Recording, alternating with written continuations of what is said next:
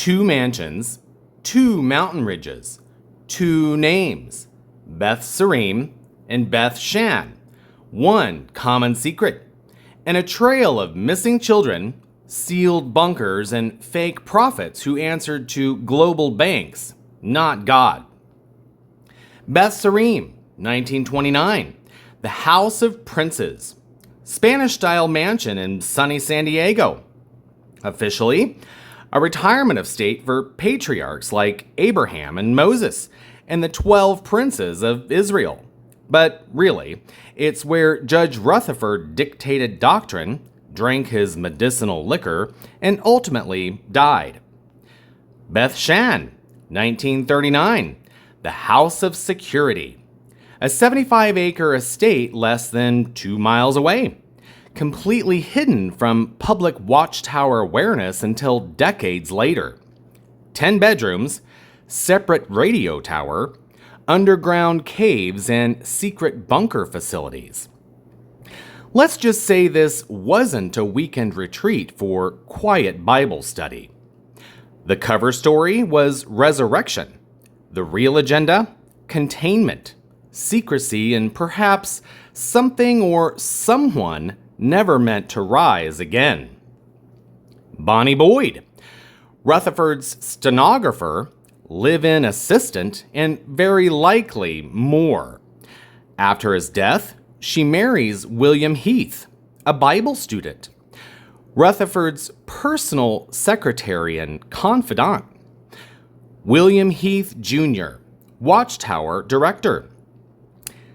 He has ties to Coca-Cola corporate circles and stayed close to the Watchtower power ring.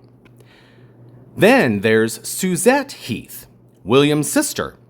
First, she's the stepmother of Eugene R. Black, then became his wife. Let that sink in.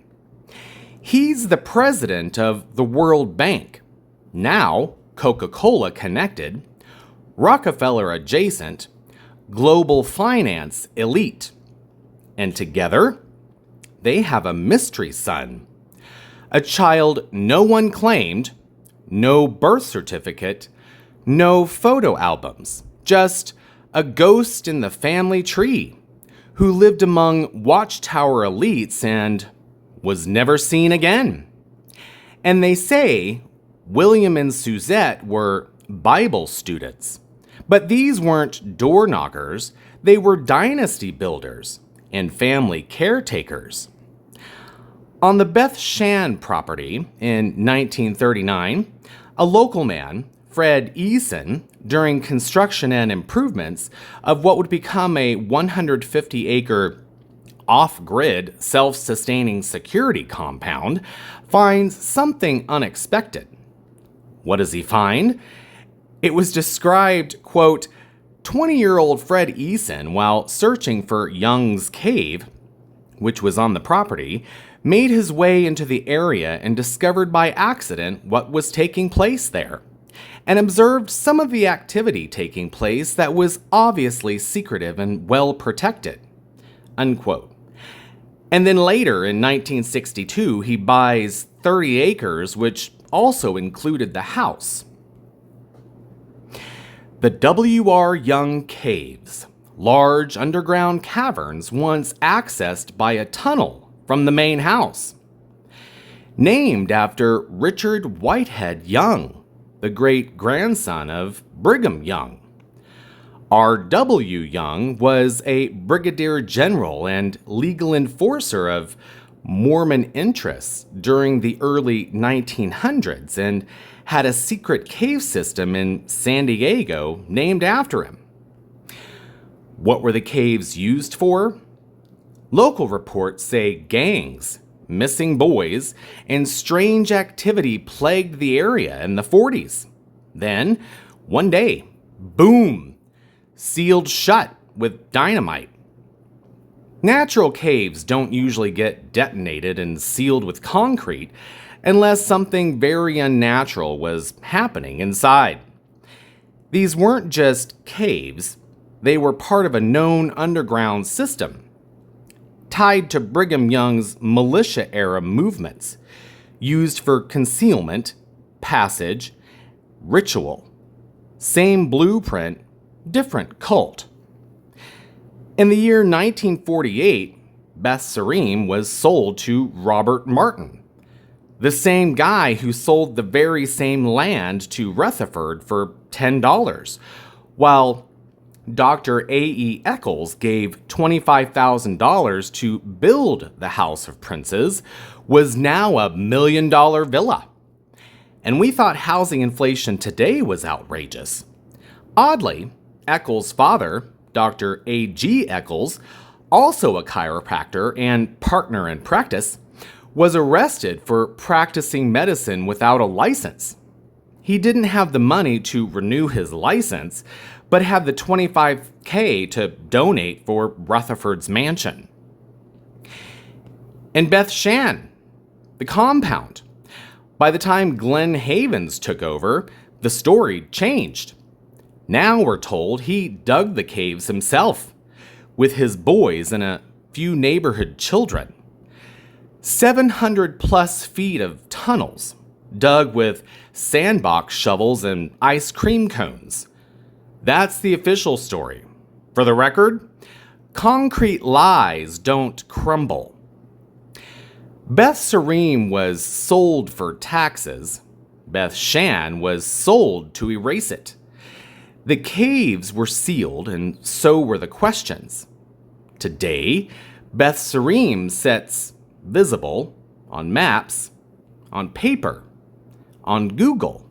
But Beth Shan and the entire neighborhood are still hidden, blocked from Google Street View. It wasn't just a barn. It wasn't just a bathroom. It was for safety. They knew there was a war coming. Tucked 250 feet from the main house was a small structure known as the Goat Barn. But behind the bathroom medicine cabinet, a hidden lever. One pull and a concrete wall shifted, revealing a stairway into a military-grade bomb shelter. 30 feet long, 15 feet wide, and sealed under 3-foot-thick concrete ceilings. So discreet you could go into the bathroom and never know what lay beneath your feet. The walls were reinforced and lined with shelves, stocked, ready. And this wasn't at Beth Sarim. It was just beyond the estate line at Beth Shan, the security compound, the second house, the hidden one. This was never about spiritual resurrection. This was containment. This was control. And when they sold the land, they didn't tear it down. They built the neighboring house directly over it. Today, both ends of the cave system sealed, forgotten, but not erased. If Beth Sarim was the house of princes and Beth Shan was the house of security, then this was the house of secrets. What happens to a child when there's no records? We have a mansion, Beth Sarim, with spiritual bedrooms, and a fortress, Beth Shan, with literal underground chambers. We have elite banking families tied to Watchtower insiders. We have sealed cave network and a property dump the same year. Where did the children go? Why were the locals in San Diego reporting missing boys around the same estates? Why did it take 50 plus years for Jehovah's Witnesses to learn about Beth Shan at all?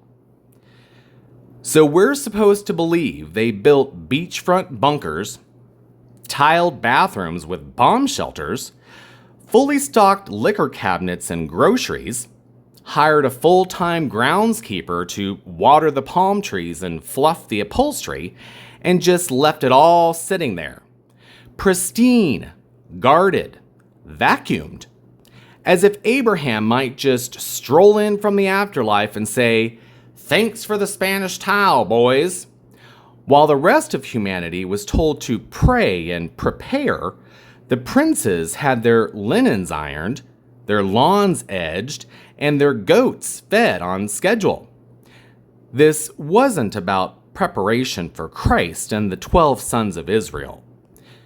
Beneath the goat barn, a fully stocked bomb shelter, concrete ceiling, hidden compartments, years of provisions. This was provision for the elite and a coming world war, the second one. They weren't building for the dead, they were planning for the privileged. As we followed the property trail, a name surfaced, one who was tied to sealed caves, vanishing children, and a global deception too vast to confess. And as we widened the scope, the web didn't stop at Watchtower headquarters. It reached into global banks, military strongholds, and real estate laundering ops, a Caribbean island, and one very familiar church, and its own cave complex and militia migration history, the Latter-day Saints. Next time, the Saints, the princes, and the Underground Railroad of the elite.